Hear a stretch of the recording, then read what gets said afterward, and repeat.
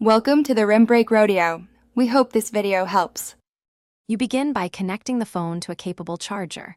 Use the Moto Edge 50 Fusion Original Charger or any 30W plus USB-C power delivery adapter. Plug a good quality USB-C cable rated for PD, damaged, or thin cables limit current. Once connected, make sure the phone screen is off or enable airplane mode to cut background use. This concentrates charge into the battery faster. You'll see the fast charge icon. That confirms the phone negotiated higher wattage with the charger, which speeds filling. You now optimize the middle stage to keep charging fast. Close CPU and screen-heavy apps and disable sync or location. This lowers power draw so more current goes to the battery. Wired PD charging is faster. Avoid wireless pads and car USB ports that often throttle. Also, make sure the phone stays cool. Charging slows if the battery heats up, so remove thick cases or place the phone on a cool surface.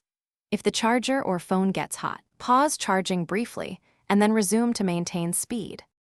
You finish by unplugging when the battery reaches your target.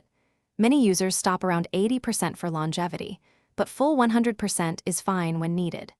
If charging is slower than expected, swap to another certified PD charger and cable to isolate hardware issues, and check the USB-C port for lint or corrosion.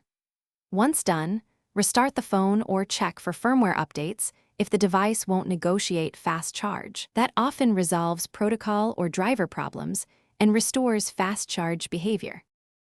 Thanks for watching. Consider subscribing if we helped you.